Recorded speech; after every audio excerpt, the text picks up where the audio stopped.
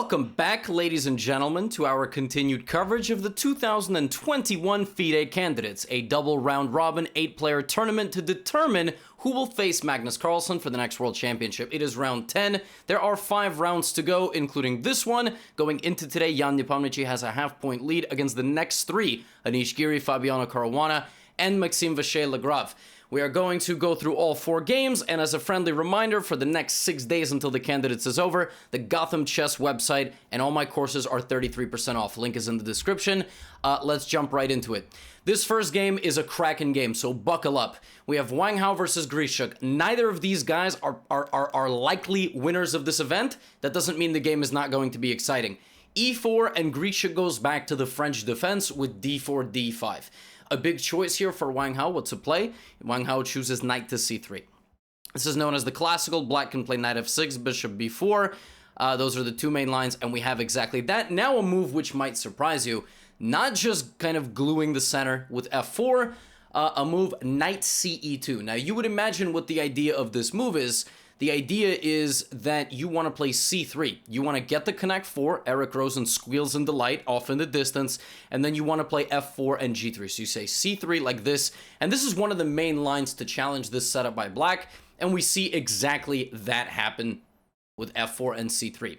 Bishop e7, knight f3, and in a perfect world, white gets g3, bishop g2, bishop e3, sometimes doesn't even castle and just expands on this side of the board. Now, Grischuk has a picture of himself at this tournament.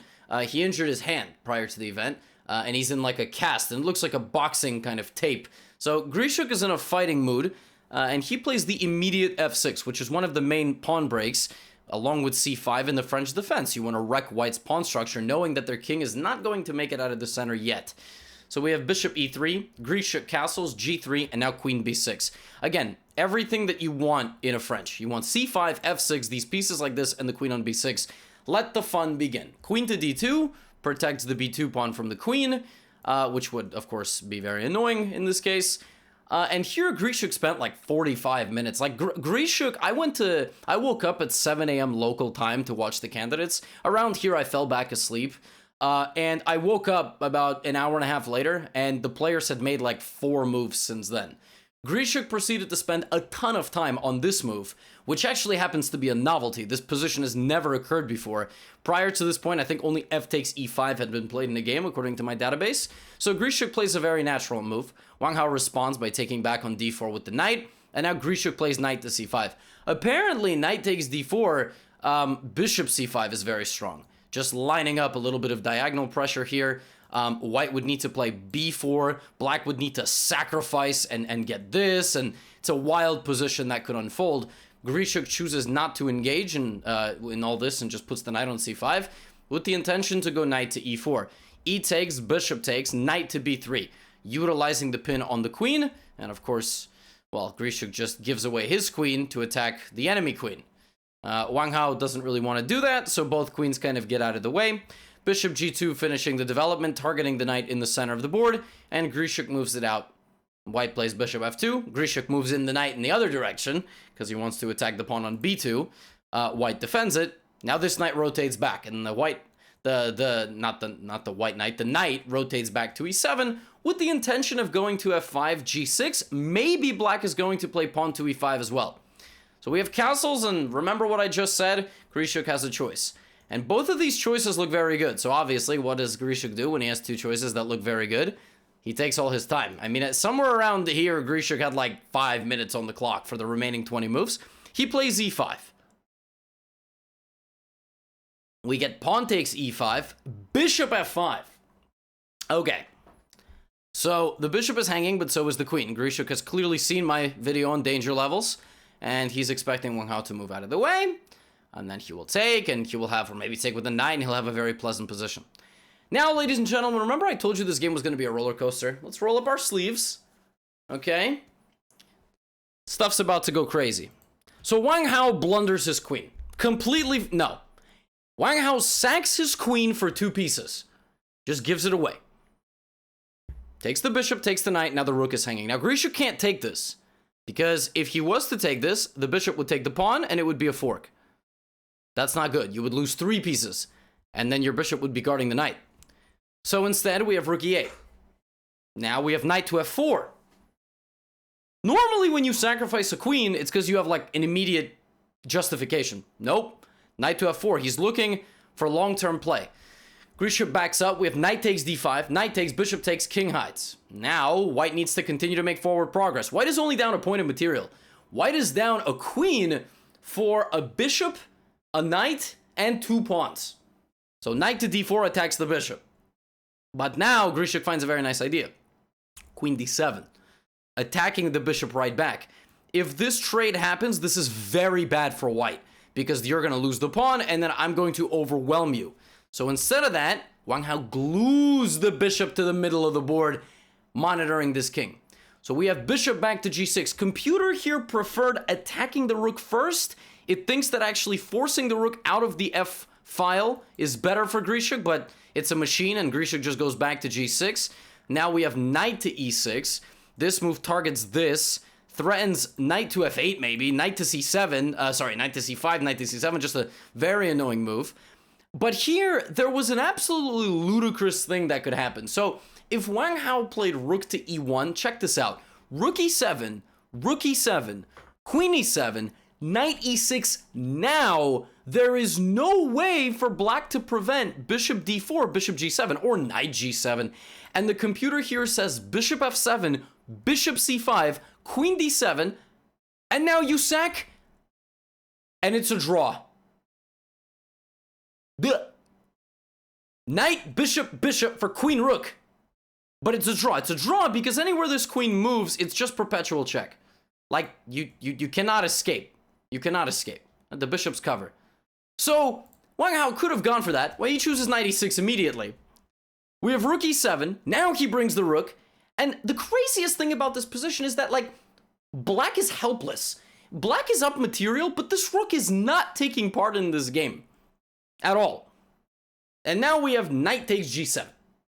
The idea being that if king takes g7 were to be played, then there's a check, and it's very hard to deal with all of this. Like, you need to go king g8, there's some sort of rook e7, queen e7, rook f7, and I guess Grischuk didn't like the prospects of this endgame. It's bishop and 2 pawns for the rook. I don't know. I mean, he just didn't take on g7. Instead, he took on d5. But one more completely insane thing that could have happened here is if he had taken on e1. Then we could have had bishop takes e1 with the intention of going here, and rook is attacking the bishop, bishop d5, and the absolutely insane move, knight to h5, not even taking back, because the threat is bishop c3 check, and wherever the king moves, knight f6 wins the queen back. Black would have had to play queen c6 or queen e6, check here, here, with discovered check, and the only move king e8, avoiding any forks, and now we just have a draw. We just have a repetition. Like, this could have happened. But Grischuk plays bishop takes d5, and now a flurry of exchanges. Bang, bang, knight comes back to attack the queen, check, takes. White is like on the verge of mating you, so Grischuk gives a little breathing room to his king, moves his king, and yet, it's still like somehow terrifying. But after bishop c3, Grischuk finds rook sacrifice on d6. Very easy, and now he gets the knight, and when the players make the time control, Grischuk plays queen e3 check, and offers a draw.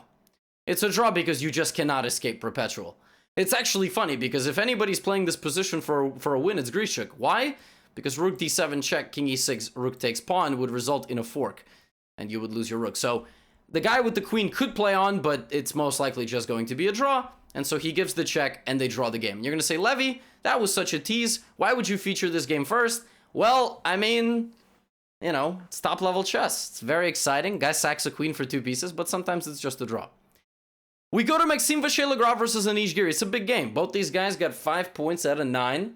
It's a very important game for the standings, and Anish goes back to his Sveshnikov with knight c6. We saw him play this against Nepo.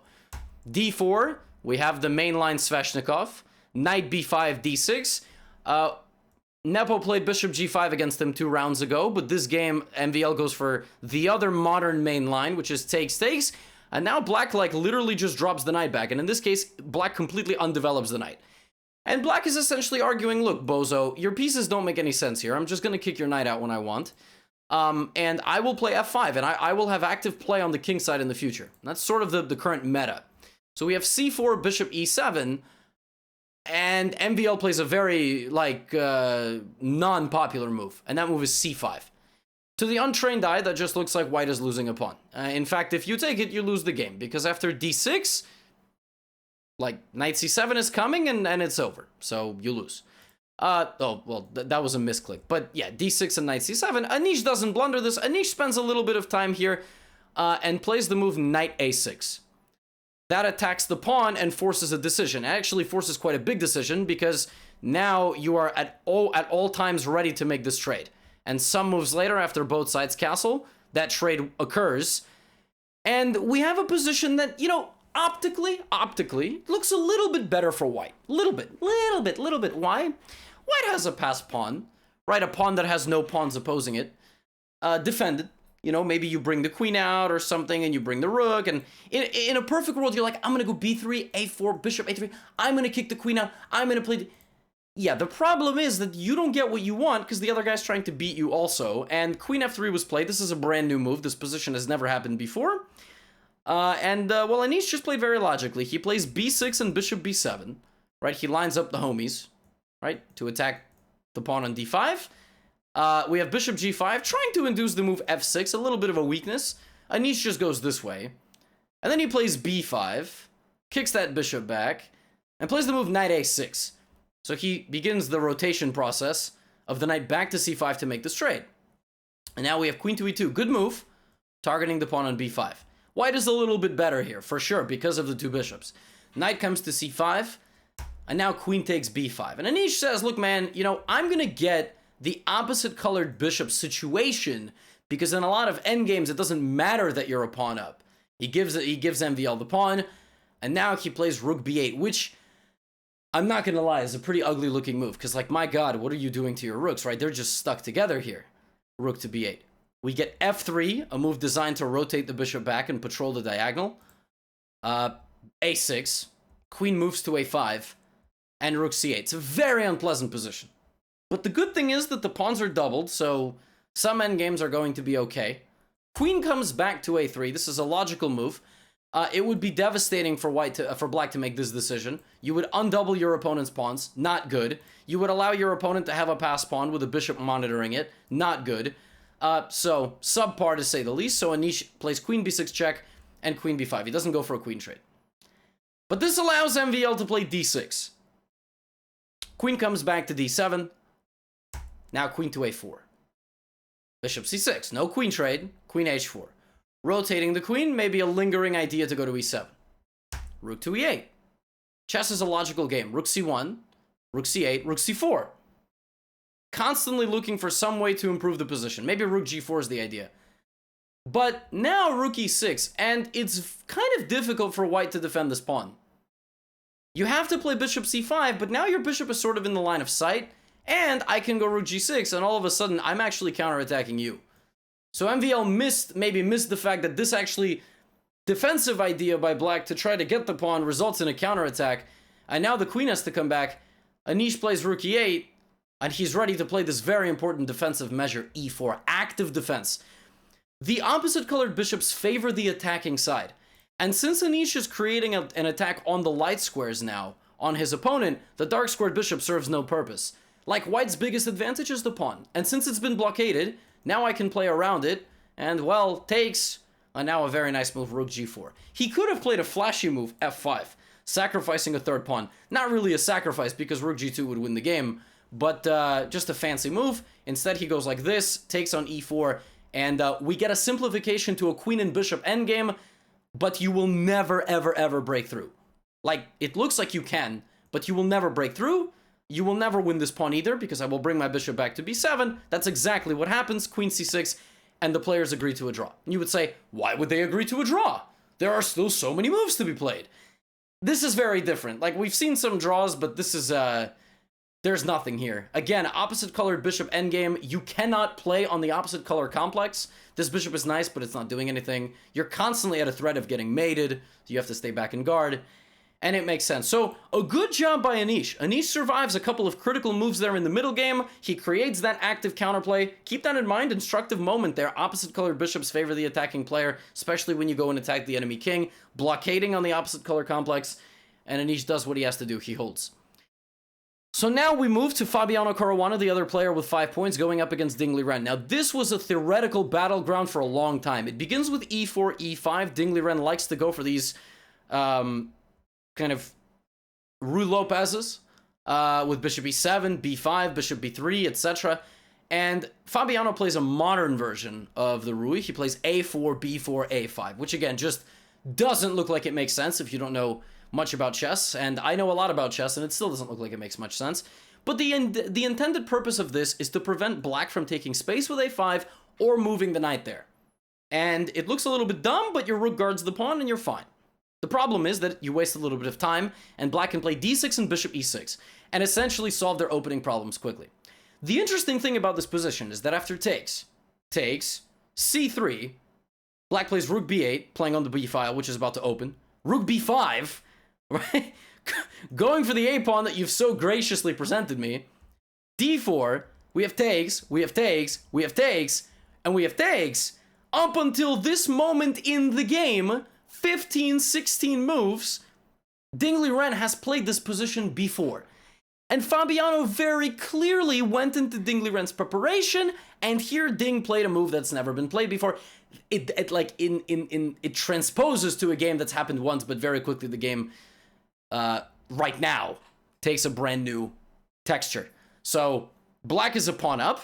Ding Liren maybe anticipated this, maybe reviewed his prior games, and he has Fabiano down on time and thinking and down a pawn. Fabiano plays queen c2. The good thing for white is the active positioning of the pieces. This is a bit of a weakness, this is a weakness, this is a weakness, because they're a bit fragile. It's very tough to move those pawns. And for that reason, Ding Liren lashes out with c5. So Fabiano does have a few things going for him. We have e5. He lashes out in the center, pawn takes, and now pawn takes on c5. Saying, you know what, your pawns are dumb, I'm going to come for them later. Ding says, really? You're going to come for my pawns later? You sure? Take on e5 now, come on. Take on e5. Fabi says, nah, I'm good. Let me make this trade first. Takes. Ding says, you know what, man? The longer you wait, the less of a chance you're going to have. This is not very active defense, but it's necessary. Fabi says, well, I'm a 2800 rated player. When in doubt, what should I do? What do super grandmasters do when they don't know what to do? Ladies and gentlemen, they play h4. And that's exactly what Fabiano did. He played h4. And some moves later, he played the move g4. Launching the pawns in front of his king, creating chaos. The thing is, if Fabiano did not do that, if he just sat back, black would have slowly corralled the c-pawn. Knight to d4, bishop to e7, and clear everybody off the board. What is black's biggest asset? If you clear all the pieces off the board, what is black's most important piece? The a-pawn. Black has an outside pass pawn. That is going to be a problem for white. So Fabi can't just sit around. He actually has to do this. He needs to create chaos. When you are losing, there are two ways to play. Defend stoutly, create chaos. Fabi says, alright, let's go. Dirty boxing. Gets up in his face. Bang, bang. I mean, Ding's got a bit of a height advantage. I think Fabi might have a bit of a weight advantage, but it's, you know, this isn't Jake Paul versus Ben Askren. Alright, this is, you know, this is a good matchup. Now we have queen to e8. We have king up to g2, maybe trying to bring a rook over. And Ding says, I'm ready for you, h5. I'm ready. Do something. Fabi's got to play g5. He can't take. Because if he takes, he's actually just inviting problems on his own king. So he plays g5, bishop e7, and now he takes. Ding goes for that c-pawn that he corralled. We have takes, and now a very practical decision by Fabiano. Queen to g6. They say that trading is bad when you're down, and Fabiano is down, but he has isolated the pawns that Ding Liren has. These pawns cannot guard each other. This pawn is just hopeless. And this pawn is good, but you will need material and effort to defend it. And furthermore, I can infiltrate on the b file further down the line. So Liren plays e5, saving one pawn, but now Fabi plays f4. It's the only way to save the pawn, but now he creates that pawn break. We have rook to d2 check, rook back to e2. Takes, knight d4, rook e4, says come and get me, rook c2. And ladies and gentlemen, what do two super GMs do right when the game was mildly heating up? They repeat moves. I'm joking. There's not too much to play for here. If we back up a few moves, like right here, maybe Liren can play the move king f7, attacking the knight. At this point, Fabi has a choice between taking on e5 or playing this move f5, which looks really nice, glues the knight in, but this is a bit too much, and Fabiano would much rather have a draw than a loss. He would much rather have a win than a draw, but this position is highly unclear. And so Fabi was like, you know what, I'm going to make the practical decision, or I guess Liren is like, I'm going to make the practical decision, play rook d2. Liren could play king f7, but for example, even after knight takes e5, takes and takes, this is still a rook endgame with 3 versus 3, so we have a little bit of excitement there in the middle game. Fabiano goes for that nice active counterplay, spotting the fact that he has to do it, and we repeat. And a draw is a draw. So Fabiano, MVL, and Anish Giri have picked up half a point. But we've saved the best for last. Ladies and gentlemen, Jan Nepomniachtchi versus Kirill Alekseenko. Jan plays the move c4. Knight f6, g3. The English. The king's English. With bishop to g2. King's bishop. Coming to g2. At any moment, white can play the move d4. But Nepo chooses not to do that. In fact, he will not have a chance because dc4. Alekseenko grabs the pawn. We have queen to a4 check, immediately winning it back. Black can play bishop d7 or knight d7, or even pawn c6 in some positions. But he plays knight d7, queen c4, a6. The idea being, you want to play c5, b5 defended by this pawn, and bishop b7. Now, a lot of theory is in this position. Sometimes white plays the queen here, sometimes the queen here. Sometimes white plays knight c3 and then drops the queen back. But Nepo voluntarily retreats. And the intended purpose is to move the knight out and then move the pawns. And castle. c5 played by black, taking a little bit of central space. Knight to c3. And here, you know, it's interesting. If I were to ask you, which of black's minor pieces is going to be the biggest problem? What would you say? What would you say? I'll take a sip of water, give you a chance to think. You're right. It's the bishop on b7. Why? It's blocked this way. And if you... Oh, it's blocked this way. And if you move it this way, you open this diagonal.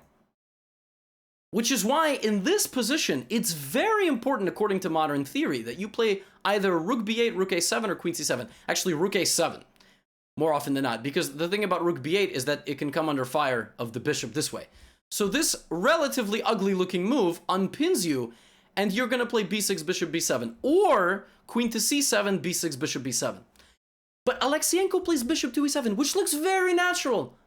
The problem is, this one move is already nearly losing for black. Can you believe that? A very natural move, delaying that queenside necessity after this move d4. And now black is in trouble. Black does not have the luxury to play queen c7 anymore, because now that runs into a tempo. Black does not have the luxury to play rook a7 anymore, because that will run into maybe e4, for example. And if you play b6, e5, or d5, and I'm just running you over down the middle of the board, you're too slow. And Alekseenko takes, and now plays queen c7, but we get rook to d1. You are now permanently one move short of finishing the development of your queenside. Again, if you play rook b8, unpinning, I will play bishop e3, for example. Not bishop f4 now, because e5. But I am overwhelming you. So Nepo plays... So we get rook d8, bishop e3, and again, you can't do anything. So Alekseenko plays the move knight b6. He's scrambling. He's looking for knight c4, knight d5, right? We get rook c1, just calmly finishing development. And now we have e5. The problem is, I'm not a boxer, but if you throw a punch in boxing and your feet are not set, what's going to happen? You're off balance. Any counter punch is going to knock you down. Knight to f5. The problem is that white has every laser beam bishop activated. The rooks are activated. The queen is activated. The knight is activated. This bishop's not activated. and he trades it off. But now this bishop is a god. That bishop is never going to have a counterpart. Ever, ever, ever, ever, ever, ever. Did I say ever? Ever. There's nothing you can do. Some positions there's a pawn on c6 blocking it. But now we get knight to c4. He doesn't trade that bishop, takes, and now look at this move. Knight takes d1. Oh, ouch. You're pinned. Rook to d8. And now he plays bishop f6. You say, Levy, you just said he wasn't going to trade. Yeah, but he's isolating the correct pieces. Nepo trades at the right moment. That's the difference between them and us. They trade at the right moment. This bishop is in an apartment with no windows. This bishop has a penthouse view of Central Park. And this knight is paralyzed. And this queen is paralyzing everybody because you can't kick it out. I'll take your bishop. Now he plays bishop e4. You cannot play g6. So queen a5. You've got to... Wait, why not? He could have done this. But it's not going anywhere. That's the beauty. It's not going anywhere after knight c3. And if you take on b2 and say, oh, I've won a pawn, check, king f8, knight to d5. Your king is not going to be able to escape. I will mate you. Even if you sack, I'm going to infiltrate on the back rank. It's going to be bad news. So he plays knight c3, and king f8 voluntarily retreats, but knight d5, b5, and now he takes, and Nepo's coming for that rent money. Nepo's coming for that rent money. Rook takes d5, bishop d5. Only thing, this is a fork.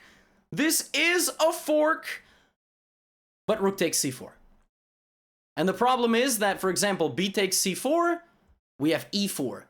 And Nepo realizes that the opposite colored bishop endgame, this is very different than the endgame we saw a couple of games ago. You say, Levy, you said that game was just a draw. We've got opposite colored bishops here. What the heck is going on? Nepo's up a pawn, should be a draw. The quality of opportunities is different.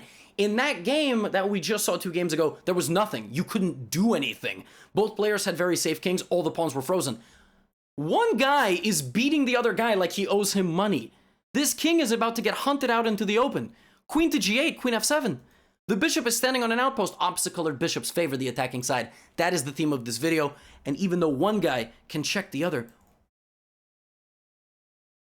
Now, if black's bishop could somehow kangaroo over this pawn, boing, and hit f2, that'd be a different story, but it can't. Just can't. Bishops can't jump over the pawns, you know? Welcome to Gotham Chess Recaps.